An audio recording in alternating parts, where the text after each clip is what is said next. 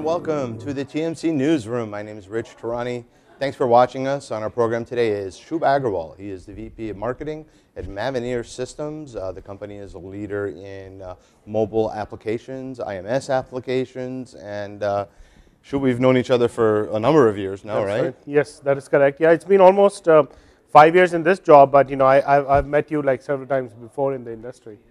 So it's been a great time, wild ride over the last 5 years, especially with IMS going kind of up, down, up, and, yes. and now mobile apps are just, I don't even know if you can chart the growth rate because it's such a sharp curve upward. Absolutely. Means I think the industry has definitely changed given the environment around mobile applications, which is all driven by smartphone ecosystems like Apple, Google, Android, right? So they have like just shot up the data usage, and it's just shifting the paradigms in the industry essentially, right? Now, your role in the market is that you're actually assisting carriers to provide applications and application enablement in a manner that allows them to generate more revenue. So Correct. Can we talk about that? Yes, absolutely. So let's talk specifically about the hottest trend going on is a rapid acceleration to LTE networks, right? So what's happening is that the smartphones are eating data, you know, as much as they can consume, right?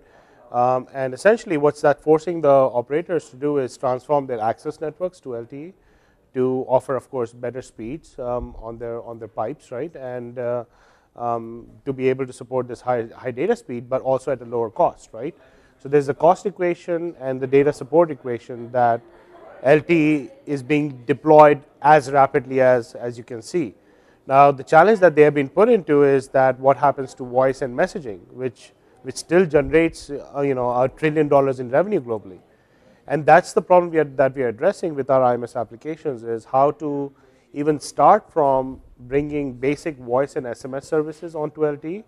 And then once that revenue preservation equation gets solved, then how do I look at new applications such as video, content management, user-generated content, multimedia messaging, all these applications come into play, right? So what we are seeing in the industry is that the LTE acceleration is driving a lot of operators to start from scratch on the voice and messaging networks and go into multimedia delivery and other applications that leverage the high-speed LTE pipes.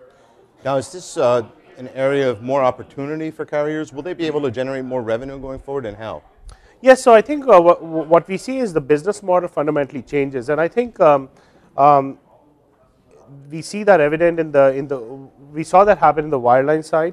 What has happened in the wireline side is the shift from voice connectivity to broadband connectivity, and then voice just became an application on the broadband pipe. We see exactly the same thing happening, right? So right now, voice and access is bundled together as part of your wireless pricing plan, and that's true for pretty much every country in the world. And we see the same trend happening as once LTE and broadband, mobile broadband becomes prevalent, then voice will be an add-on application to that, but it definitely will have value in the totality, right? So I think from a user perspective, they're going to expect that their device is able to make a voice call, right? But it's going to be a broadband device that is capable of doing a voice call, not a voice device that is capable of doing data. Right. So that shift is taking place, which has already happened in the wireline side, right? So once that happens, now the question becomes is who provides the voice service, right? And that's where we are seeing plays from Google, Apple, and Skype trying to go after that voice services business away from the operator. Right, and we've talked in the past about tablets too, and Correct. how the opportunity for carriers on their tablets to add applications. Yes. That really tie in this rich user voice experience before the opportunity is lost. Yes, before means right now if you go to a store means all you guys have an iPad 2 here, right? Or I have a Zoom, I got a phone number, but I really cannot do anything with the phone number, right? Means of course it's been locked in the US for certain reasons, but that's from a consumer perspective. I just bought an $800 device with a phone number from which I cannot receive or make a voice call from, right? So it almost becomes a table stakes from an operator perspective to say, okay, no, I need to add that capability, not just on the tablet, but on any smartphone that is LTE capable, right? So that they get not just the benefit of a seamless user experience, but they also get the benefit of cost, because fundamentally voice is cheaper to be carried over LTE than their circuit switch networks. So one of the trends that we are seeing in the industry is a lot of operators are saying they want to shut off the 2G spectrum or 2G network as soon as possible to refarm the spectrum towards 4G, right? So that means they have to now transition voice as fast as they can. Right. And then once you do that, then you look at other applications, right? Rich voice, multi-device delivery, mobility, video calling, video mail, and content, user-generated content management, right? Which is multimedia messaging, storage of messages and content, and how you deliver them across the web and different devices. Right? So as you look into the future, and you've got a lot of experience now dealing with carriers, and obviously you think about these opportunities, what's the biggest opportunity that we haven't talked about for carriers going forward? Is there something else that we should know? Yes, I think so voice, the voice business case is all about revenue preservation. So that is the fundamental business case that's driving the transformation of the networks, especially the core networks to an IMS-based network, right? But on top of that, there are two trends that we see happening. One is on the video calling side, right? So we are seeing a wider acceptance of video capabilities on these devices, simply because the processor speeds have increased, and I think from a user experience perspective, they're more open to doing a video communications because it is getting to look better, again because of the processors on the smartphones. So video calling is becoming a very obvious opportunity for operators who are launching LTEs. They're saying, okay, voice has one business case, revenue preservation, but now I have this broadband pipe, and it'll be so easy for them to add video to that, and it's becoming almost a table stakes, or you can call it a trend, but it's almost becoming a table stakes to offer a video calling service in conjunction with voice, right? So that's the other trend we are seeing, and the final trend that we are seeing is how do these operators collaborate with the social networks and web services, right? So I think there was a time over the last 3 or 4 years where operators did not know what to do with the social networks, right? Because they're carrying the traffic at flat rates and they're incurring cost, right? And all the revenues and valuations are going to social networks.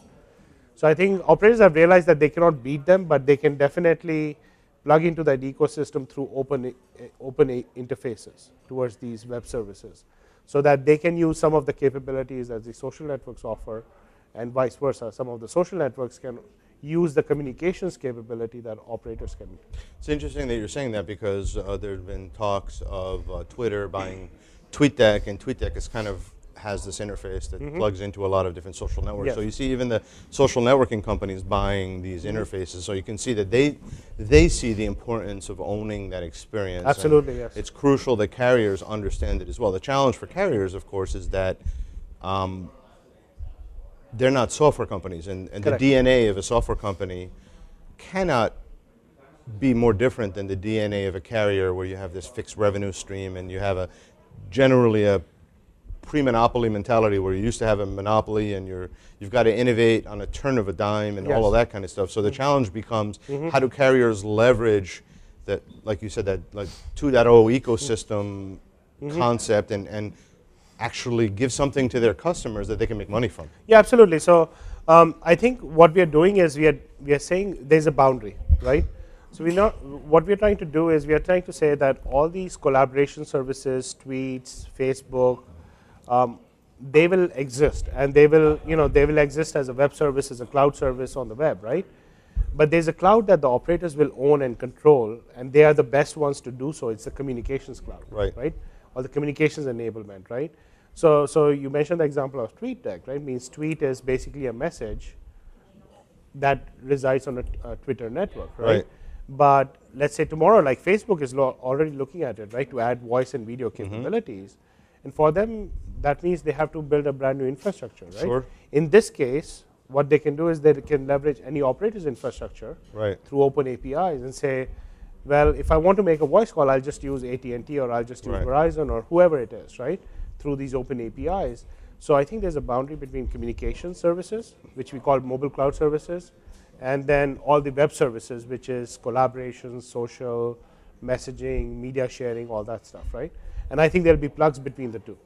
Now, who plugs to who, that's to be seen, Right. right? And who owns the control, that has to be seen. But I think there's more opportunity for collaboration. And that's where your company is going to play going forward. Yes, going forward, right? So besides doing the basic voice over LTE, SMS over LTE, right, we look into other communication services like video and content delivery.